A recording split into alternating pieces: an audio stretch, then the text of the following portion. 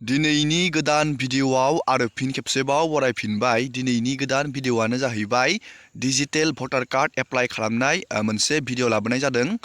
जाय बिथांमोना 18 बोसोर जाबाय, नोंथांमोना भटार कार्ड एप्लाइ खालामनो सानदोंब्ला दानिया मबाइल फननि मददावनो इजियावनो एप्लाइ खालामनानै लानो हायो।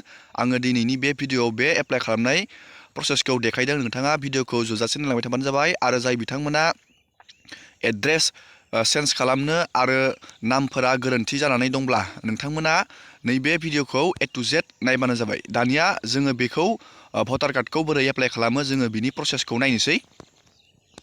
गिबियावनो नोंथाङा गुगोलाव थांनांगोन। गुगोलाव थांनानै नोंथाङा भटार आइडि बेखौ नोंथाङा सार्च खालामनांगोन।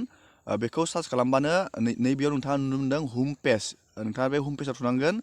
लोगोसे आङो बे लिंकखौ भिडिअनि डिसक्रिपसनावनो होना दोनगोन। नोंथाङा बेयाव थुबाबो डाइरेक्टयै पेजाव थांनो हागोन। जोङो दानिया नैबेयाव थुनोसै। हम पेजाव जोङो थुबाय। बेयाव थुनानै बेबायदि मोनसे पेज गेवगोन। नोंथाङा नैबे फर्म 6 नोंथाङा नैबेयाव नुनो मोनदों। फर्म 6आव नोंथाङा थुनांगोन। जोङो बेयाव थुबाय। बेयाव थुनानै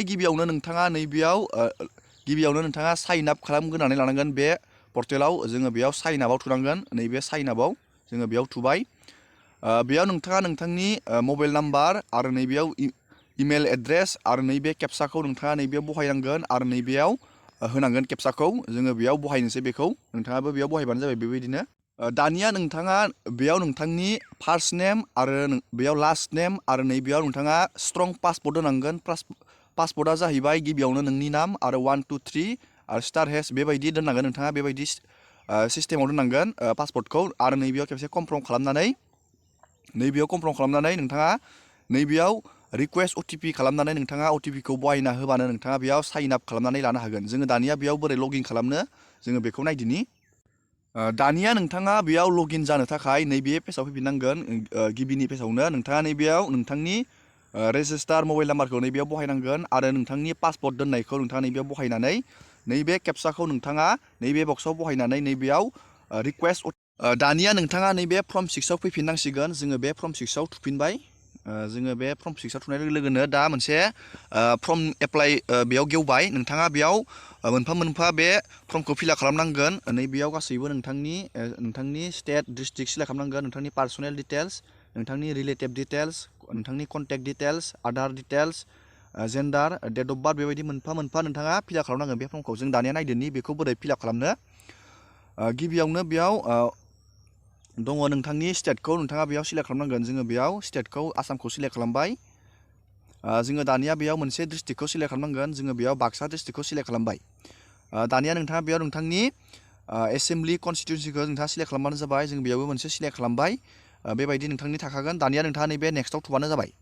नेक्स्टआव थुनानै नोंथाङा बेयाव नोंथांनि फार्स्ट नेमखौ होनांगोन आरो नोंथांनि बेयाव सार नेमाव नोंथांनि उपाधिखौ होनांगोन आरो नैबेयाव नोंथाङा मोनसे फटक आपल'ड खालामनांगोन। नोंथांनि बेयाव फटकआ 2 MBनि गाहायाव जानांगोन। नोंथाङा बेयाव फटकखौ आपल'ड खालामबानो जाबाय। जोङो दानिया बे डाटाखौ फिलआप खालामग्रोनोसै। जोङो बेयाव दानिया नामखौ लिरबाय। नामा नोंथाङा बेबायदि लिरबानो जाबाय आरो नैबेयाव असमियानि फैगोन नामा। नोंथाङा उपाधियाबो बेबायदि नोंथाङा सार नेमाव लिरनानै बेबायदि फैगोन। दानिया जोङो बेयाव फटकखौ आपल'ड खालामनांगोन। नोंथाङा फटक आपल'ड खालामनो थाखाय नैबे चइस फाइलाव थांनांगोन। फटक आपल'ड खालामनो थाखाय जोङो बे चइस फाइलाव थांबाय। जोङो दानिया बेयाव फट' मोनसेखौ जोङो लानोसै। जोङो बेयाव फट'खौ लाबाय आरो नैबे डानआव थुबाय। डानआव थुनानै नोंथाङा फटकनि साइजखौ बेयाव नोंथाङा जुम खालामफिननांगोन। बिसि नैबे बक्सनि सिदा सिदि खालामनांगोन नोंथाङा। जों बेयाव बानायबाय। दानिया जोङो सेभआव होबाय। सेभआव होनाय लोगो लोगोनो बेयो फटक आपल'ड खालामनाया जोब्बाय जोंनिया। दानिया नोंथाङा बे नेक्स्टआव थुफिननांगोन। जोङो नेक्स्टआव थुबाय। नेक्स्टआव थुनानै दानिया नोंथाङा बेयाव नोंथांनि रिलेटिभनि नामखौ बेयाव होनांगोन। गिबियावनो आङो बेयाव फादारनि नामखौ होगोन। दानिया नोंथाङा बेयाव नोंथांनि फादारनि नामखौ लिरबानो जाबाय आरो नैबे सार नेमाव नोंथांनि फादारनि उपाधिखौ लिरबानो जाबाय आरो नैबेयाव नेक्स्टआव थुबानो जाबाय। बेबायदि नोंथाङा फिलआप खालामबानो जाबाय बेखौ। जों दा बेखौबो फिलआप खालाम। जोङो बेयाव फादारनि नामखौबो एड खालामबाय। दानिया जोङो बे नेक्स्टआव थुनांगोन। नेक्स्टआव थुनानै बेयाव नोंथाङा नोंथांनि मबाइल नाम्बारखौ होनांगोन। जोङो बेयाव मबाइल नाम्बारखौ नैबे सेल्फआव जोङो थुनांगोन आरो बेयाव नोंथांनि मबाइल नाम्बारखौ होनानै OTP मोनसे बिहरनांगोन। जों दानिया बेयावबो अटिपिखौ बिहरनोसै। दानिया जोंनिया अटिपिया फैबाय, जों बेखौ भेरिफाइ खालामबाय। भेरिफाइ खालामनाय लोगो लोगो जोंनिया बेबायदि भेरिफाइ जाबाय। दानिया नोंथाङा बेयाव नोंथांनि इमेलखौ होबा होजागोन, होआबा बेयाव जेबो खोथा गैया। नोंथाङा नैबे नेक्स्टआव थुबानो जाबाय। जोङो बे नेक्स्टआव थुबाय। दानिया बेयाव नोंथांनि आधार कार्डनि डिटेल्सखौ होनांगोन नोंथाङा बेयाव। जों नैबे आधार कार्डआव थुबाय आरो नोंथाङा नैबेयाव आधार कार्डखौ बहायना होबानो जाबाय आरो नैबे नेक्स्टआव थुबानो जाबाय। अब्लानो आधार कार्डनि डिटेल्सआ बेयाव जोब्बाय। जोङो दानिया बेयाव आधार कार्डखौबो बहायबाय, जोङो बे नेक्स्टआव थुबाय। दानिया नोंथाङा बेयाव मेल फिमेलखौ नोंथांनि जेन्डारखौ सिलेक्ट खालामबानो जाबाय। जों बेखौबो बानायबाय आरो जों बे नेक्स्टआव थुबाय। दानिया नोंथाङा बेयाव नोंथांनि डेट अफ बार्थखौ नोंथाङा नैबेयाव लिरनांगोन। नैबे बक्सआव जोङो बेयाव डेट अफ बार्थखौ लिरनांगोन। जों बेयाव लिरनोसै आरो नैबेयाव नोंथाङा नोंथांनि पान कार्डखौ नोंथाङा आपल'ड खालामना होबानो जाबाय। नैबेयाव डकुमेन्ट थाखागोन। नोंथाङा माखौ आपल'ड खालामनो नोंथाङा नैबे टिकआव थुनानै नोंथाङा नैबेयाव सिलेक्ट खालामबानो जाबाय नैबे पान कार्डखौ आरो नैबे फाइलाव थांनानै नोंथाङा नैबेयाव 2 MBनि गाहायाव पान कार्डखौ आपल'ड खालामना होबानो जाबाय। पान कार्डनि फट'खौ जोङो बेखौबो दा आपल'ड खालामनोसै। जोङो बेयाव दानिया पान कार्डनि फट'खौबो बेयाव आपल'ड खालामबाय। जों दानिया बेयाव नेक्स्टआव थुबाय। नैबेयाव फारि फारि जोंनिया जोब्बाय। नैबेदि राइट सिन खिथिगोन, नोंथाङा बेबायदि नायना लाबानो जाबाय। दानिया बेयाव नोंथांनि प्रेजेन्ट एड्रेस डिटेल्सखौ नोंथाङा बेयाव फिलआप खालामनांगोन। नोंथांनि बेयाव हाउस नाम्बार, नोंथांनि न'नि नाम्बारखौ फिलआप खालामबानो जाबाय नैबेयाव आरो नोंथांनि स्ट्रिट एरिया कल'नि नोंथाङा बेयाव नैबेयाव लिरबानो जाबाय आरो नोंथांनि भिलेजखौ नोंथाङा नैबेयाव लिरबानो जाबाय। नोंथांनि पस्ट अफिसखौ नोंथाङा नैबेयाव लिरबानो जाबाय आरो नोंथांनि बेयाव पिन क'डखौ नैबेयाव लिरबानो जाबाय आरो नोंथांनि मौजा तहसिल बेखौ नोंथाङा नैबेयाव लिरबानो जाबाय। मण्डलखौ दानिया नोंथांनि बेयाव डिस्ट्रिक्टखौ सिलेक्ट खालामबानो जाबाय। नोंथाङा मा डिस्ट्रिक्टनि, नैबेयाव डिस्ट्रिक्टआ थाखागोन अट'मेटिक। दानिया नोंथाङा बेयाव आधार कार्डखौ आपल'ड खालामनांगोन। नोंथाङा नैबेयाव डकुमेन्टआव सिलेक्ट खालामबानो जाबाय आरो नैबेयाव नोंथाङा आधार कार्डखौ सिलेक्ट खालामनानै नैबे फाइलाव थांनानै नोंथाङा आधार कार्डखौ आपल'ड खालामबानो जाबाय। जों दानिया बेखौ फारि फारि बानायनोसै। जोङो दानिया एड्रेसखौबो बेयाव गासैखौबो फिलआप बानायबाय। जों दानिया बे नेक्स्टआव थुबाय। नेक्स्टआव थुनाय लोगो लोगोनो नोंथाङा बेयाव नोंथाङा जुदि डिसेबिलिटिबा, नोंथाङा बिकलंगबा बेयाव बे फर्मखौ फिलआप खालामनांगोन आरो नङाबाथाय नोंथाङा बेखौ ब्लेंक दोनबाबो जाबाय। दानिया जोङो बे नेक्स्टआव थुबाय।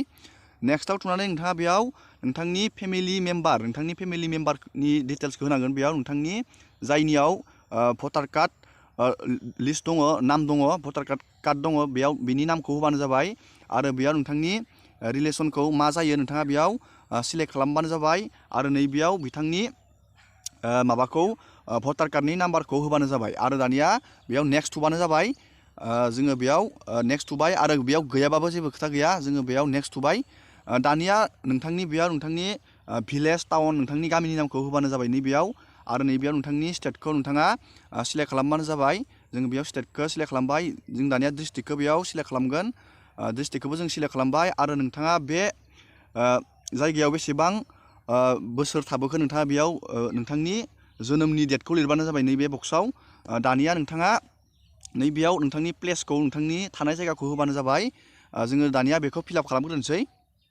जोङो बेयाव गासैबो डाटाखौनो फिलआप खालामबाय। नोंथाङाबो बेबायदिनो फिलआप खालामबानो जाबाय। दानिया जोङो बेयाव नैबेयाव नेक्स्टआव जोङो थुनोसै।